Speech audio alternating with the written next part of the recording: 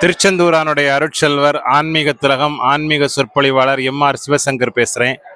நம்ம இப்போ நிற்கக்கூடிய திருத்தலமானது ஆறுபடை வீடுகளில் இரண்டாம் படை வீடான முருகப்பெருமானுடைய அற்புதமான திருத்தலம் திருச்சீரலைவாய் என்று நாமெல்லாம் கருணையே உருவான கந்த கடவுள் கோயில் கொண்டுள்ள அற்புதமான திருத்தலம்.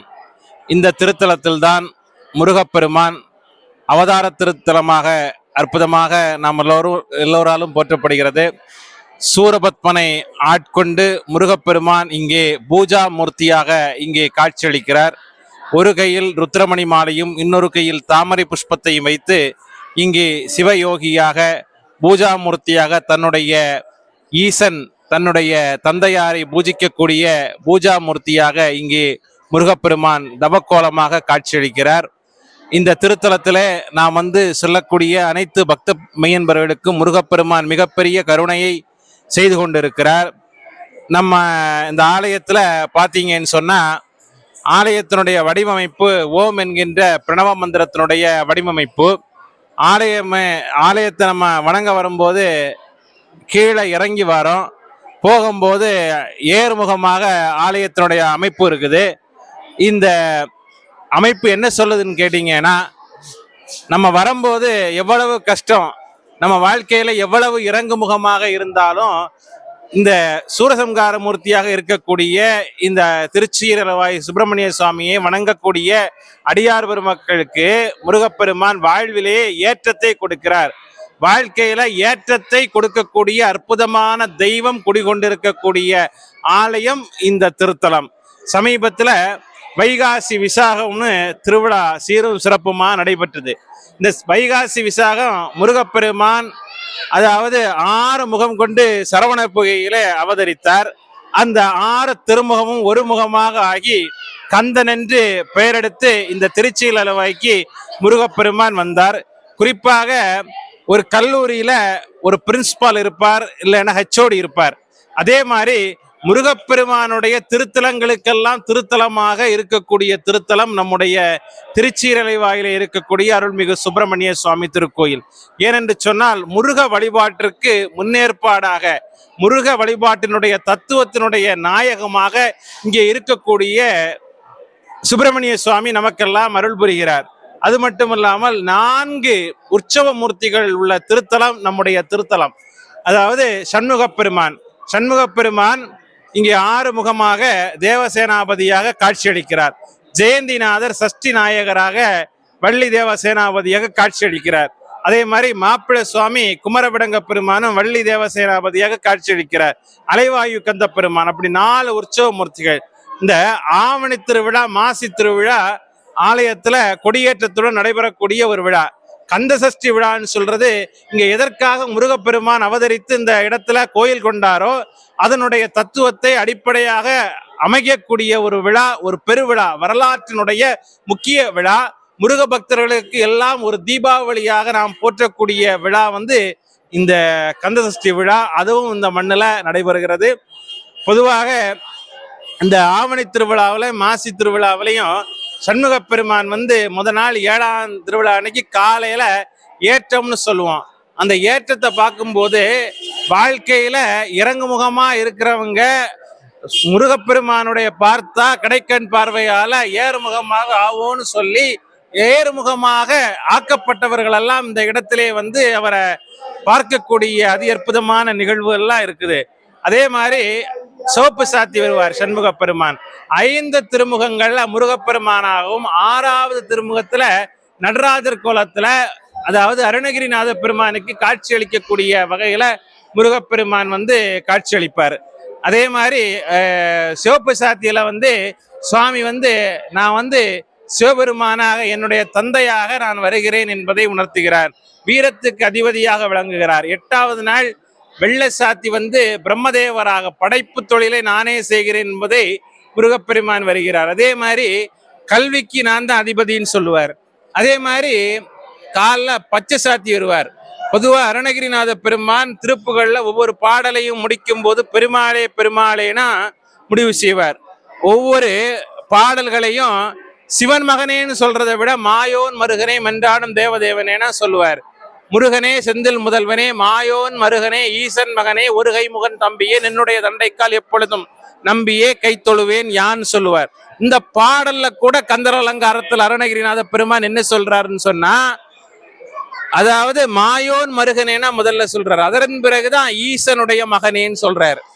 அற்புதமாக அவர் பச்சை சாத்தி வருவார். பச்சை திருக்கோலத்துல நான் தான் செல்வத்துக்கெல்லாம் என்ன வணங்கக்கூடிய அடியார் பெருமக்களுக்கெல்லாம் செல்வத்தை வாரி வழங்கக்கூடிய கருணாமூர்த்தி நான் தான் சொல்லிக்கிட்டு மும்மூர்த்தியாக வரக்கூடிய அதி அற்புதமான விழாக்கள் மாசி மாத திருவிழாவிலையும் ஆவணி திருவிழாவிலையும் அற்புதமாக நடைபெற்றிருக்கிறது. பல்வேறு சித்தர்கள் முனிவர்களுக்கெல்லாம் இந்த திருச்சீரலை வாயில் இருக்கக்கூடிய முருகப்பெருமான் தான் அன்னைக்கு என்ன செய்தார், மருத்துவராக இருந்து நோய்களை எல்லாம் தீர்த்து பதிகங்களை ஏற்றினார். அந்த வகையில தான் பாலதேவராய சுவாமிகள் கந்த சஷ்டி கவசத்தை இந்த திருத்தலத்துல வச்சுதான் ஏற்றி சென்னிமலையில் அரங்கேற்றம் செய்தார். அதே மாதிரி விஸ்வாமுத்தருடைய குடல்பிணி நோயை தீர்த்தார். ஆதிசங்கருடைய குடல்பிணி நோயை தீர்த்தார் முருகப்பெருமான். பல்வேறு ஞானிகள் எல்லாம் அகத்திய மாமுனிக்கு காட்சி கொடுத்தார் இங்கே. அதே மாதிரி முத்தம்மாள் பாட்டிக்கு வைகாசி விசாக திருநாள்ல காட்சி கொடுத்த அற்புதமான முருகப்பெருமான் இந்த இடத்துல தான் இருக்கிறார். ஞானிகர்களும் சித்தர்களும் போன்ற 33 தேவர்கள் எல்லாம் காட்சி கொடுத்த அற்புதமான அந்த திருத்தலத்துல நாம் எல்லாம் வழங்கணும்னு சொன்னா குருவருளும் கிடைக்கும், முருகனுடைய திருவருளும் கிடைக்கும் என்பது நியதி. இந்த உலகத்தினுடைய ஒற்றை நம்பிக்கை நம்முடைய முருகப்பெருமான் தான்.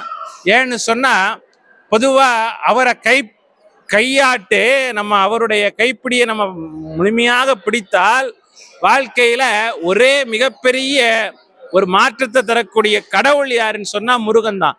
இந்த உலகத்திலேயே தன்னுடைய பக்தர்களுக்காக இறங்கி, அதாவது விசாகன்னு அவருக்கு ஒரு பேர் இருக்குதுன்னு சொன்னாலே மயிலுக்கு இன்னொரு பேரு மயில் மீது வருபவன் சொன்னா விசாகன்னு அர்த்தம். அதுதான் அவரை விசாகன்னு சொல்றோம். அதே மாதிரி பக்தர்களுக்கு எங்க துன்பம் வருதுன்னா அந்த நேரத்துல மயில் மீது அருளக்கூடிய ஒரு அற்புதமான கருணையினுடைய வள்ளல் நம்முடைய முருகப்பெருமான். வள்ளல் பெருமானுக்கு காட்சி கொடுத்தார். அருணகிரிநாத பெருமானுக்கு திருப்புகளெல்லாம் அடியெடுத்து கொடுத்து ஒரு புலவனாக்கினான். இன்றைக்கு அருணகிரிநாத பெருமானை முருகப்பெருமானுக்கு அளவுக்கு நாம் சொல்லுகிறோம் என்று சொன்னால் முருகப்பெருமான் அவனுக்கு கடுமையாக அருளினால்தான் நாம் எல்லாம் இன்னைக்கு அருணகிரிநாத பெருமானுடைய புகழையும் என்ன செய்கிறோம், நாம் பெறுகிறோம். இன்னைக்கு கடந்த 1.5 மாத காலமாட்டு ஒரே நம்முடைய செந்திலாண்டவனை பார்க்கிறதுக்கு சாரையா பக்தர்கள் வராங்க. அங்கங்க இருந்தே வராங்க. தன்னுடைய வீடுகளை எல்லாம் மறந்து அந்த இறைவனுடைய திருமுகத்தை, திகட சக்கர சமூகத்தினுடைய அற்புதமான திருமுகத்தை, அந்த அழகிய திருமுகத்தை, அழகிய திருவடியை பார்க்கணும்னு சொல்லி, அற்புதமா அவரை பார்க்கணும்னு சொல்லி இங்க எல்லாருமே சாரையா வர்றதை பார்த்தா நிச்சயமா அவன் எல்லாருக்கும் இங்க என்ன செய்திருக்கான், கருணை செய்திருக்கிறான். கருணை செய்திருக்கிறதுனாலதான் அந்த கருணை புரிந்த கடவுளை நாம் பார்க்க வேண்டும். நம் வாழ்க்கையிலே கஷ்டத்திற்கு உதவி அந்த கடவுளுக்கு நன்றி செலுத்த வேண்டும் அப்படின்னு சொல்லி ஒவ்வொரு பக்தனும் என்ன செய்யறான், தன்னுடைய குடும்பத்தோட இங்க வர்றேன்னு சொன்னா நிச்சயமா முருகனுடைய அருள் இந்த இடத்துல உலகத்துல ரொம்பவும் இருக்குது. பக்தர்களுக்கு செந்திலாதிபான்னு சொன்னாலே வரக்கூடிய ஒரு அற்புதமான கடவுள் நம்முடைய முருகப்பெருமான். அதுவும் திருச்செந்தூர்னு சொன்னாலே நம்முடைய கைலை மலையினுடைய அம்சம் முழுமையாக இருக்கக்கூடிய திருத்தலம். குண்டிருக்கும் இடமெல்லாம் குமரன் இருக்கும் என்ற இடம் என்று சொல்லுவார்கள். ஆனால் இந்த வங்கக்கடலினுடைய கடல் அலைகளுடைய தாலாட்டு வீச இங்கே வரக்கூடிய அடியார் பெருமக்கள் செய்த பாவ வினைகளை முழுமையாக அந்த கடலினுடைய அலைகள் இழுத்து செல்லக்கூடிய அற்புதமான கருணையை முருகன் நமக்கு தந்திருக்கிறார். நாம் செய்யக்கூடிய பாவ வினைகள், நாம் செய்த கர்ம வினைகள் எல்லாத்தையும் முருகப்பெருமானுடைய திருவடிகளை சமர்ப்பித்தா அவனுடைய அந்த கடலில் இருக்கக்கூடிய அலைகள் அப்படியே வருடி செல்வதாக ஐதீகம். அத்தனையும் இந்த இடத்திலேயே முருகப்பெருமான் நமக்கெல்லாம் மிகப்பெரிய கருணையை செய்கிறான். நோய்வாய்ப்பட்டிருக்கக்கூடிய வயதுகளுக்கு நோய் பிணியை தீர்க்கக்கூடிய தீர்க்க தரிசனமான கடவுளாக நம்முடைய இறைவன் இருக்கிறான். கல்வி அறிவிலே பின்தங்கி இருந்தால் கல்விக்கு ஞானம் கொடுப்பவனாக இருக்கிறான். அதே மாதிரி வறுமையில இருந்தா அவங்களுக்கெல்லாம் செல்வ செழிப்பை கொடுக்கக்கூடிய மகாலட்சுமியினுடைய மருமகன், மகாவிஷ்ணுனுடைய நெஞ்சத்திலே நிறைந்த மகாலட்சுமியினுடைய மருமகன் இங்கே இருக்கிறான். அதே மாதிரி எத்தனை கஷ்டம் வந்தாலும் அந்த கணத்திலே வந்து காப்பாற்றக்கூடிய, அந்த ஒரு நொடியிலே வந்து காப்பாற்றக்கூடிய இறைவன் நம்முடைய திருச்சீரலை வாயிலே இருக்கிறான். நம்முடைய சொந்த கடவுள், நம்முடைய பந்தமான கடவுள் நம்மை ஒருபோதும் என்ன செய்ய மாட்டார், கைவிட மாட்டார் என்று நாம் வந்தால் நிச்சயமாக அவன் அருளுவான். திருச்சீரலைவா என்று சொன்னாலே மங்களத்தை வாரி வழங்குகின்ற வள்ளல் இங்கே இருக்கிறான். திருமணமாகாதவர்களுக்கு திருமண பாக்கியத்தை வழங்குகிறான். புத்திர பாக்கியம் இல்லாதவர்களுக்கு புத்திர பாக்கியத்தை வழங்கக்கூடிய மிக தீர்க்க தரிசனமான கடவுள் நம்முடைய ஆலயத்திலே குடிகொண்டு இருக்கிறார். நாமெல்லாம் அவருடைய புகழை, கந்த சஷ்டி கவசத்தை, அதே மாதிரி கந்தர் அலங்காரத்தை, கந்தர் அனுபூதிய இதையெல்லாம் பாராயணம் செய்தா முருகப்பெருமான் நம் முன்னே வந்து என்ன செய்வார், தோன்றி நம்முடைய வாழ்விலேயே நல்ல விதமான வாழ்க்கையை தருவார். அதாவது நம்ம எதுவுமே கேட்காண்டாம், எது செய்யணும்னு என்னுடைய மகனுக்கு என்னுடைய மகளுக்கு என்ன செய்யணும்னு அந்த இறைவனுக்கு தெரியும். அதே மாதிரி நம்ம இல்லத்துல நம்ம அம்மா அப்பாவுக்கு என்ன பண்ணணும், பையனுக்கு பண்ணணும்னு தெரியும்.